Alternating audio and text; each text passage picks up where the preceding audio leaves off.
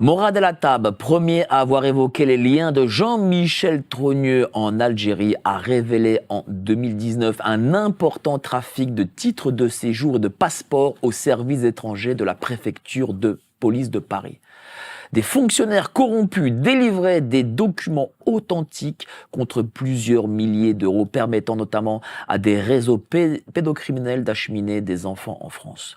Malgré des pressions extrêmes, dont des tentatives d'assassinat et une récente agression l'ayant conduit à l'hôpital, il a poursuivi ses révélations, entraînant l'ouverture d'une enquête judiciaire. Reconnu lanceur d'alerte, son action a exposé l'un des plus grands scandales de corruption administrative en France de ces dernières années. Comment s'est formé ce réseau? Ce réseau a-t-il des liens jusqu'à la tête de l'État français? Comment protéger nos enfants? À ces questions répondront Morad El Hattab, géopoliticien, ainsi que Farid Demez, débat analyste. Il ne faut pas avoir peur. Bonsoir à tous, vous êtes sur Géopolitique Profonde, la chaîne qui est là pour remplacer les médias subventionnés. On va parler d'un immense scandale d'État, comme évidemment Apolline de Malherbe n'osera jamais le faire. J'ai pour ça Morad El Hattab ainsi que Farid Demez de bas à la table. Mais avant ça, n'oubliez pas, adhérer au club Géopolitique Profonde. Les plus grands géopoliticiens de la planète sont parmi nous. Ils écrivent ici. Si vous voulez les rejoindre, vous cliquez sur le lien ci-dessous. Vous serez membre avec Sylvain Ferreira, Claude Janvier, Stéphane Bompard, Laurent Ozon, Marc-Gabriel Draghi et bien entendu le maître du Logos. Vous cliquez sur le lien ci-dessous. 7 jours d'essai gratuit. N'oubliez pas les néoconservateurs, une élite impériale. Les éditions Géopolitique Profonde, livre écrit par Laurent Ozon. Alors je suis très content de vous recevoir ici tous les deux sur ce plateau parce que voilà, on a un vrai gros dossier qui doit faire ébranler la République et donc les grands médias ne parlent pas. Bien entendu, cher Morad, comme toujours. Oui, comme toujours, et merci mille fois de ton invitation et puis de me mettre en présence de Farid, qui est un garçon dont les valeurs humaines me touchent énormément. Juste pour une précision, parce que je vais le faire à chaque fois, je ne suis pas suicidaire. Ah oui, ça il faut le dire. Hein. Il faut le dire et j'insiste là-dessus. Et par ailleurs... Mike, toi aussi, il faudrait que tu le dises. Je ne suis pas suicidaire. Moi, je l'ai déjà dit. Mais redis-le, on ne sait jamais. Ouais. Aucun de la table n'est suicidaire. Moi non plus, je ne suis pas suicidaire, voilà. C'est contre ma religion, sachez-le. Voilà. Et puis par ailleurs, j'ai fait faire des bilans de personnalité, donc j'ai des certificats médicaux qui attestent de ma bonne santé psychologique. Donc vous savez qu'en France, il est possible maintenant, via un préfet, de vous faire interner. C'est arrivé à quelques lanceurs d'alerte déjà. Donc, il faut prendre les devants et j'invite les lanceurs d'alerte à aller voir des psychiatres, si possible, reconnus par la justice pour faire attester via un bilan de personnalité de leur bonne santé mentale. J'insiste sur ce point et c'est important de le rappeler.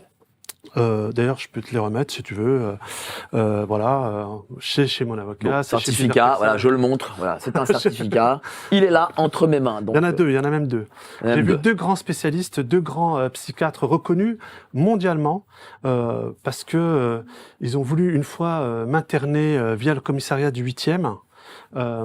Et mon avocate qui était pourtant intervenue, et c'est ces documents qui m'ont sauvé, puisque effectivement, j'aurais payé très cher physiquement cet internement d'office. Le commissariat du 8e a voulu faire pareil avec Pierre Jovanovic pour le coup.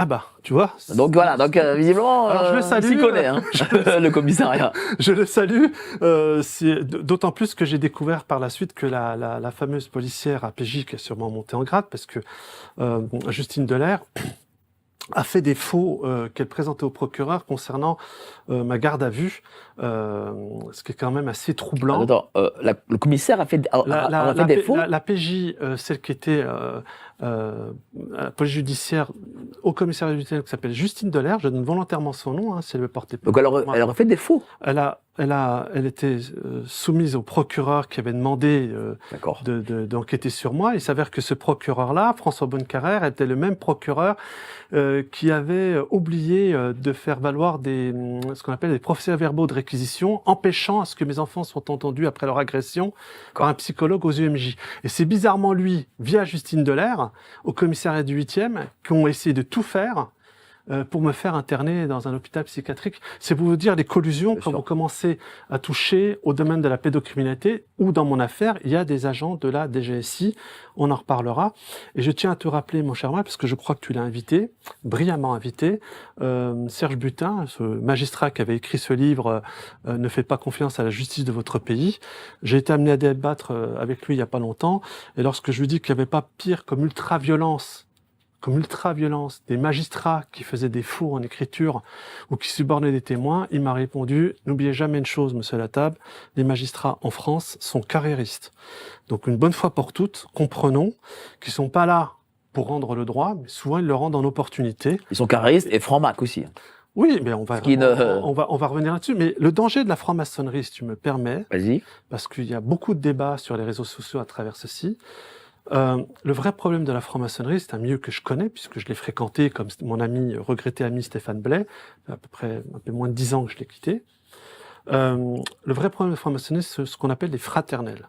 La fraternelle police, la fraternelle justice, la fraternelle du BTP, où tu retrouves en dehors des loges des gens francs-maçons qui sont effectivement dans des collusions d'affaires, et ça peut amener, comme tu l'as brillamment fait quand tu as invité ici Marc pour parler de la loge Athénor, à conduire à travailler dans l'optique de tuer des gens. Voilà. Donc c'est ça le danger. Et officiellement, ce n'est pas reconnu par la franc-maçonnerie, et il y a une fraternelle parlementaire, je te le rappelle.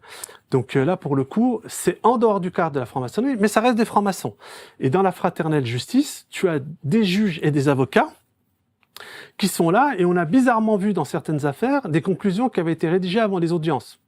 Donc il faut quand même se poser certaines questions, et je te renvoie au livre du fils de Didier Schuller, avocat, d'ailleurs depuis s'est brouillé avec son père, qui racontait comment son père recevait des gens de ses fraternelles, où dans une après-midi, il était négocié avec les avocats de la partie adverse et des magistrats, le ressort.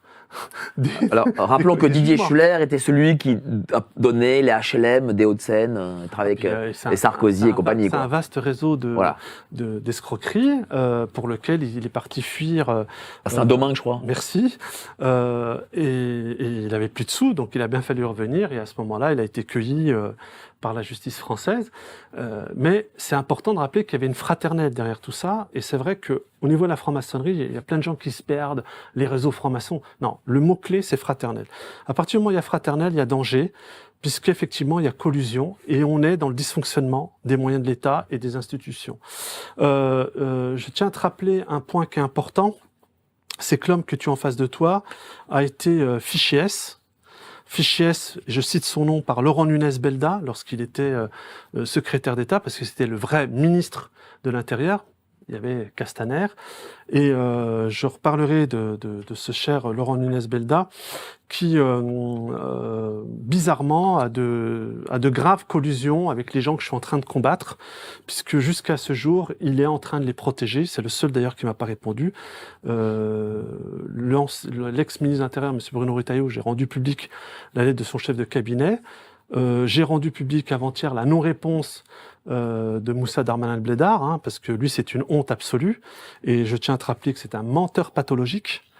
Faut que les Français sachent que lorsqu'il a été interrogé, d'abord par un policier enquêteur dans le cadre de l'affaire où il avait demandé à une jeune femme en détresse, dans l'échange d'un logement social, d'avoir une faveur sexuelle, il faut savoir que durant l'enquête, il était quand même le supérieur des enquêteurs. Il avait refusé de démissionner de son poste de ministre de l'Intérieur. Et quand il s'est retrouvé dans la juge d'instruction lui a dit « Mais monsieur Darmanin, vous avez prétendu que lors de ces 2 fois, parce qu'il y a une deuxième jeune femme, qui d'ailleurs a saisi la CEDH, monsieur Darmanin était largement couvert par l'institution judiciaire, elle lui a dit « Mais monsieur Darmanin, c'est quand même bizarre, parce que vous dites que vous étiez très mal à ce moment-là, que votre père était décédé. Or, votre père, il n'est pas mort. » C'est le ministère intérieur. C'est pas surprenant de la part de ces politiques. Mais revenons à la genèse de l'affaire pour que les gens qui nous regardent comprennent de quoi on parle. Alors, de quoi on parle ? On parle d'une affaire extrêmement grave, puisque, bon, moi, C'est le destin, les aléas de la vie. Mes enfants, en septembre 2016, une première fois, me rapportent en hurlant, ça a été attesté par des témoins avec qui j'ai aucun lien de parenté, qui sont victimes de choses très graves. En l'occurrence, on les oblige à être témoins de partous. En France, mais c'est le pire, aussi à l'étranger.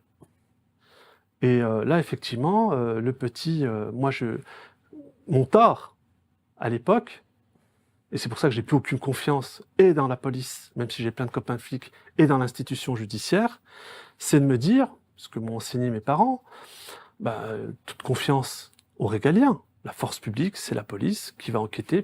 Donc je dis à mes enfants que je vais les amener au commissariat pour être entendus. Donc effectivement, ils vont se rendre au commissariat, ils vont dire des choses extrêmement lourdes, graves. Je ne serai pas présent. Madame Dervili, qui va être la vice-procureure chargée en protection de l'enfance, qui est de permanence, va demander à ce que les enfants soient vus aux unités médico-judiciaires en urgence auprès d'un psychologue et puis auprès d'un médecin. Et puis les policiers, quand il faut rentrer, ils me disent, écoutez, monsieur Latable, les choses sont relativement graves. Moi, j'étais au courant de rien. Ils hurlaient pour pas retourner là-bas. Bon. Ce qui se passe, c'est que je me rends compte très rapidement, pas tout de suite, je suis très naïf, la situation quand même me dépasse, que dès le lendemain matin, c'est un autre procureur qui prend l'affaire, d'autres policières qui prennent l'affaire, donc le procureur qui était vice-procureur à Paris, monsieur François Bonnecarrère, dont je vais harceler le ministère de la Justice par rapport aux graves défauts qu'il va commettre dans le cadre de cette enquête, qui va être à l'époque madame Belloubet, qui a fait le minimum, puisqu'il va être juste envoyé comme juge à Créteil, et puis surtout le commissariat du 17e, à travers 3 personnes clés, que sont la commissaire centrale, Catherine Jourdan, Émilie Salé et Pauline Bonneau. 2 vont être là mutées, et une, elle est montée en grade. D'accord, elle est devenue chef du pôle famille après avoir triché, Émilie Salé. Donc, le petit donne des noms. Heureusement, moi, j'en ai retenu un. J'ai vu ce qui avait été dit. Là, je suis tombé de 10 étages. Et je me dis, bon, ils vont faire le boulot, ils vont faire l'enquête. Mais alors, comme beaucoup de parents plaignants, c'est pour ça qu'en France, il n'y a aucune politique de protection de l'enfance. Tout va se retourner contre moi. Ils vont faire défaut en écriture. Ils vont pas faire d'enquête. Vous savez combien de fois j'ai été entendu par la police dans le cadre d'une affaire aussi lourde ? Non. 0. 0.